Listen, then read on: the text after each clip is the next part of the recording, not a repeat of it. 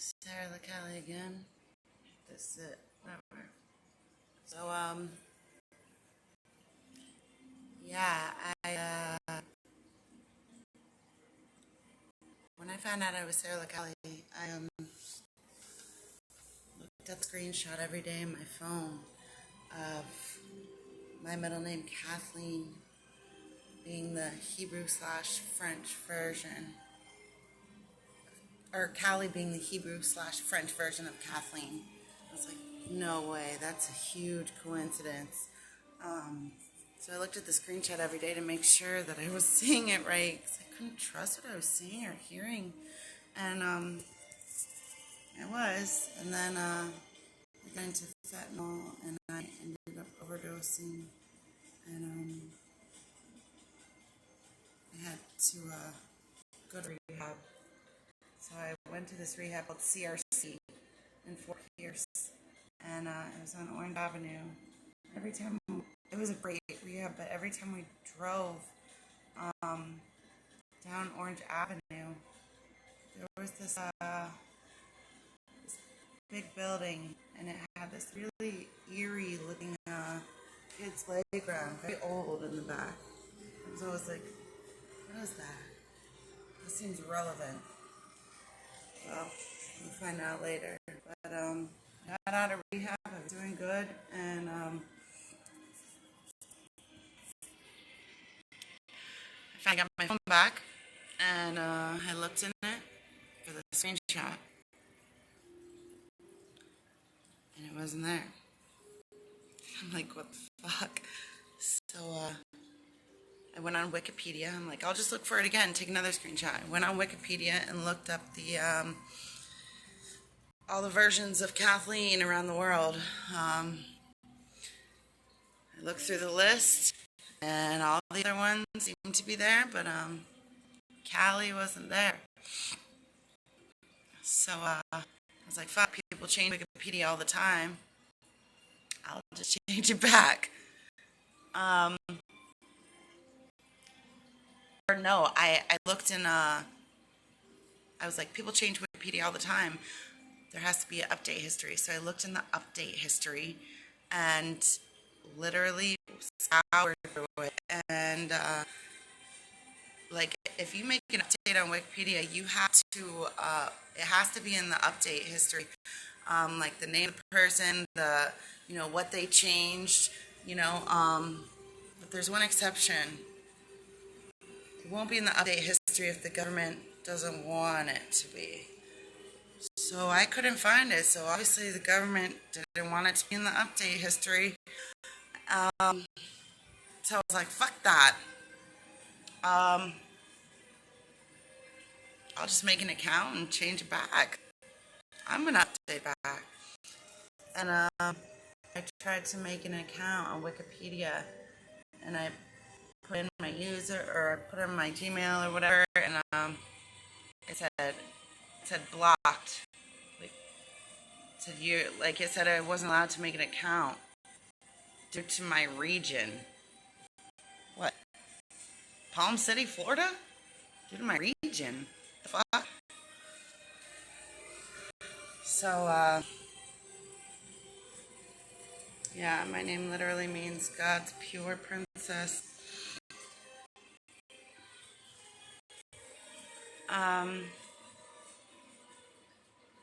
After that,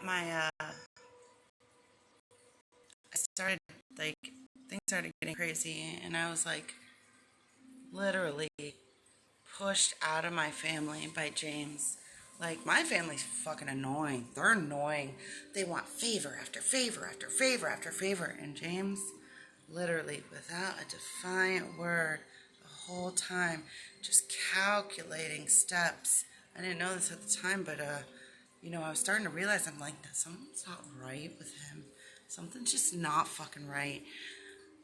Like, there's something behind, but he seems like such a good guy. He seems like such a good guy, and I love him. But I wanted to figure it out. And at this time, I was having, I know it was intuition that he had other kids. I actually saw in his location history that he had been at a preschool, and not one that my daughter goes to, but he was stopping at a preschool like after work, and what the fuck? And I was getting like clues that he had other kids, and I just knew something was going on, and I called mental health court. Oh no! At this time, I was pushed, literally pushed. My whole family ganged up against me. They chose him. My father chose him. And it was like I was in an arranged marriage for a long time. It was fucking awful. And my family would make my life awful if I wasn't nice to him. And they would like take away my kid. And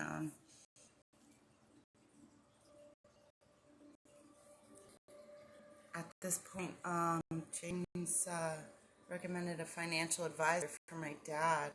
My dad hired him right away. His name my dad still has him, Dick Worth. I'm thinking one day, I'm like, how much Dick Worth? Like, how much is fucking Dick Worth? Whatever. So I had my dad's phone one day. I'm at James's house, and Dick Worth calls. And he seems in a rush. And he's like, I'm like, hi. And he's like, I need your dad to sign these documents right away. I need your address. I need your address. I'm like, okay, Dick. Well, you take pictures of these documents, send me images, and I'll decide whether I'm giving you the address or not. Well, no images were sent. And I actually sent him an image and said, bang, bang, which was not good, but I had just, I got the intuition again, and I looked up his phone number. It was a VoIP number. Now, that's a number that can't be traced or tracked anywhere. Okay. I guess a lot of businesses have those. A lot of scammers have those too. But I got his address and Dick Worth's address, and it came up as a Edward Bauer. Okay. I'm like, Dad, have you gotten this guy's ID? Have you gotten any information on him? No. Fucking retarded. So, I hear James's phone ring. I don't give him the address, and I hear James's phone ring. In the same room, we were in his bedroom, and he walks in the next room, and he answers it. Talks, comes back. Phone rings again. Walks in the other room, talks, comes back. Phone rings again. Walks in the other room, talks, comes back. I'm like, what the fuck? Why is your phone ringing so much? I'm like, who are all those people? And he was like, first, who was it? It was Steven, his brother. And then it was his boss, who he met Dick Worth through his boss. And then it was Dick Worth. I'm like, fuck did he want? And he's like, he wanted your dad's address, so I gave it to him. I tried to get a hold of my dad, and Dick Worth had gone over there and said what a horrible person I am, and his wife is all scared of me, and she has cancer, and they're trying to leave out of town in their RV, and I felt really bad. I was like, if I'm wrong about this, I will get on my knees and apologize. But, supposedly he's a retired financial advisor, had been working for 40 years. When you're working for 40 years, you create a reputation. You have some, probably some reviews, people that know you. I didn't find anything. After that, I researched more into it, and I did find documents of him graduating, graduating college or whatever. But later I found out that a lot of these people can just Photoshop these, you know. A lot of people close me.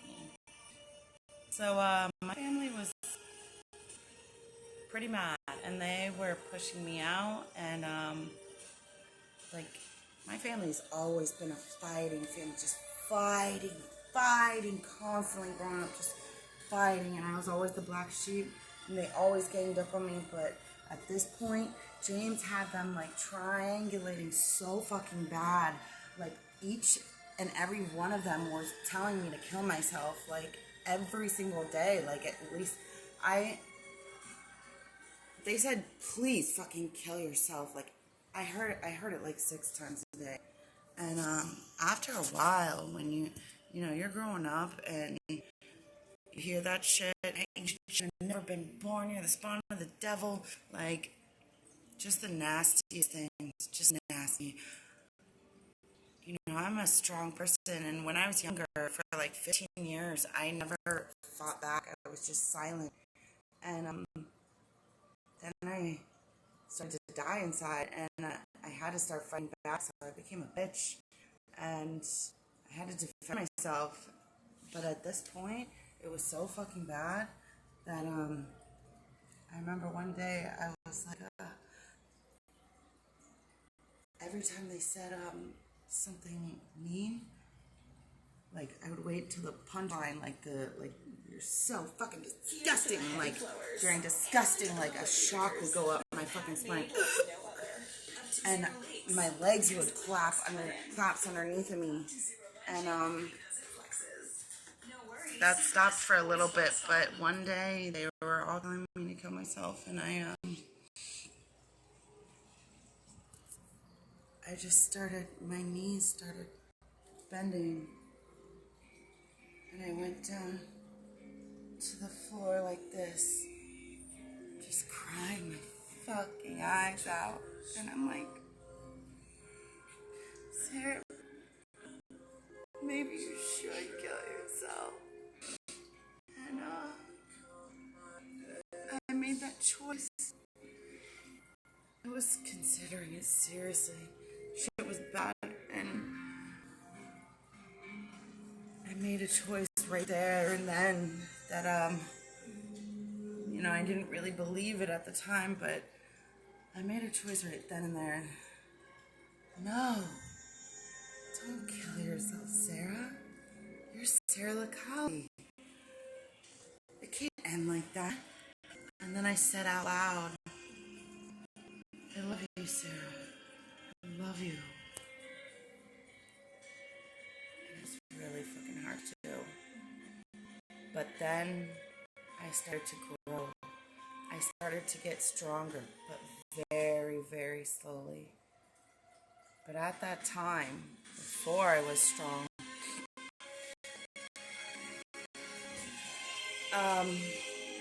my hands like started blowing up. Ever since I was pregnant, my hands would fall asleep when I was, and I'd have to shake them out and put ice on them, but then it got really bad, and this right hand started just blowing the fuck up, and I was icing it for days, and at this point I was like still thinking maybe I'm not going to go to the hospital, I'm just going to let it take me out, I'll just lose my fucking hand, who cares? But it got to a point where I had to go to the fucking hospital. I had to. And I went to the hospital. I was screaming. And they gave me morphine, and it didn't work. I was still screaming. Then they gave me Dilaudid, and I was still screaming. And the doctor and the nurse came in the room, and he put on his coat and his glasses and shut the doors, shut the curtains, and he had this huge shot and put it in my thingy. I forgot what it's called. In my arm. He's about to push it in. I'm like, wait, doctor, what is that? And he's like, Special K. And I was like, what? Ketamine? He's like, yeah. And he's about to push it in, and I think I'm gonna fucking die. And at this point, I don't even fucking care. And then the doctor's like, wait, what is the liquid to ketamine ratio? in his head he did like an equation, and then he pushed it in. And oh my fucking God, the trip. Immediately, it was just space, like, and the earth was just turning in space with a huge, like, echo. And I could feel the magnetism and everything. And I slid. I was on the Earth's surface, and didn't exist yet, but I slid slowly into existence.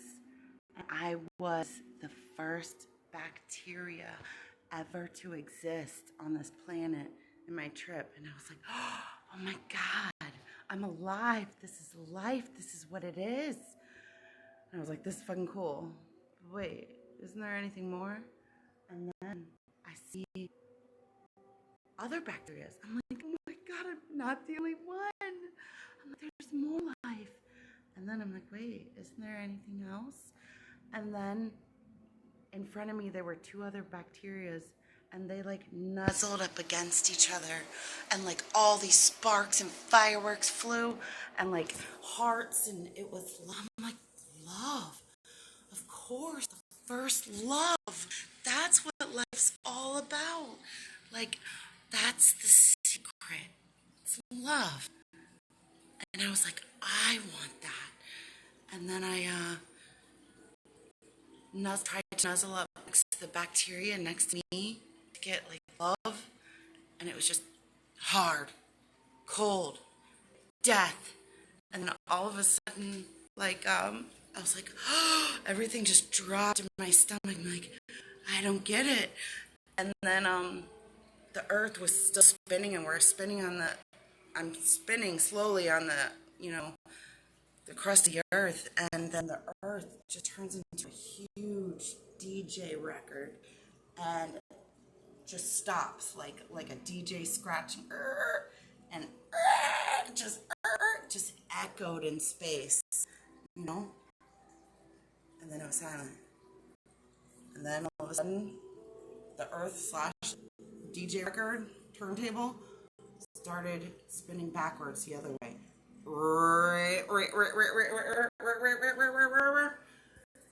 And at this time I was turning, still on the crust of the earth, but I turned back into my body, and the earth spin this way, and I was about to get flung off into space, like it was speeding up, and I would have got flung off into space. So when it did like a 90-degree turn, I was just grabbing onto anything I could. I was grabbing onto fucking trees. There's leaves in my face. There's fucking sand. There's water splashing. And then all of a sudden, I was just flung off into space. And I just flipped and flipped and flipped and flipped for all eternity. And that's when I woke up. And it's like, oh, like, this is my life. You know, this is the Lord telling me, like, or the source, there's no love. I don't have love. I don't have it. And I was like, doctor, you sent me down the rabbit hole. And then my hand was really hurting, and they took me into surgery. I was screaming. They put me under. And when I woke up, you know, when I was, you see this scar? Oh, it's hard to hold the phone. See this scar right here? It's hard to see it, but when I was 16, I got really mad at myself, and I hit a wall, and I broke my hand, and I had a plate and 3 screws put in. So, you know, now I'm 33 or 34, and I wake up from the surgery, and there's like blue sutures, and there are 1, 2, wait, let me see if you can see this better. This doesn't look bad now, but they cut my wrist open, and there were blue sutures in it, and it's kind you had to take out yourself, and it was bad. And then, so that's one, and then there was a scar right here, Like, it was bad. Like, my hand hurt. And then, so that's 2. Now there's a scar right here. That's 3. That's 4. That's 5. They reopened the old scar. And then I had that scar before. So that's 6. And right here is where the plate and 3 screws are. And afterwards, I'm in the hospital, and, the surgeon, the hand surgeon, comes and sees me every day.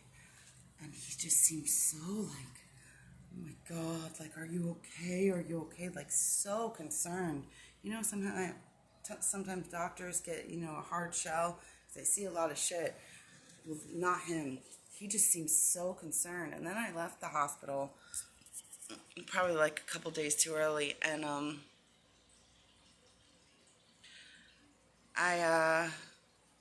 this surgeon called me like every day, like almost every day, just so concerned. I'm like, it's fine, it's healing. And then I changed my number. I had to get a new phone or something, and I didn't hear from him again. But later, like a couple months down the road, that scar right there, like a zit, like a pimple thing, started popping up. And I kept trying to squeeze it, but it just was not ready. And I waited like 3 more months, and finally I'm in the line at McDonald's, and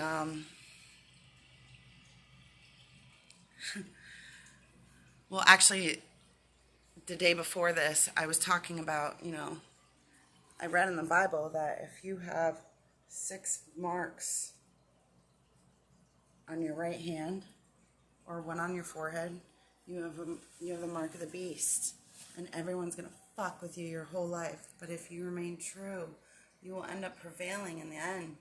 And I'm like, fuck, dude, I have the mark of the beast. And James is like, no, that's not the mark of the beast. The mark of the beast is a chip that they chip you with.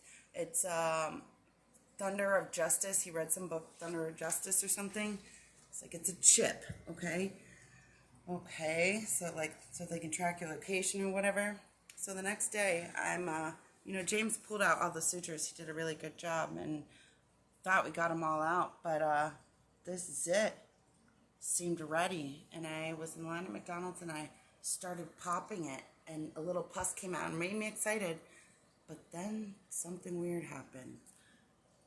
The end of a blue suture started coming out, and I tugged on it, and boom, it hurt. It felt like it was attached to something, and then it just sunk back in. And I was like, what the fuck? Did they tie a fucking, because I have a plate and 3 screws there. I'm like, what the fuck? I'm thinking like they fucking chipped me or something. And I'm like, what the fuck? Can this chip fucking hear me? I don't fucking know. I don't know whether I'm going crazy or not. But the look in that surgeon's eyes, bro, just wasn't normal. Like, you're a fucking hand surgeon. You do this shit almost every day. What the fuck's wrong? What'd you do? So I go to James, and I'm like, I don't know. I maybe, I wrote it down because I didn't fucking hear me. I doubt I'm fucking chipped, but I was reading online, and they, a lot of soldiers, they chip them without their knowledge, and, with all this Sarah LaCali shit, people can hack phones, I'm putting this shit into Google, this is kind of big, I don't know. I don't fucking know.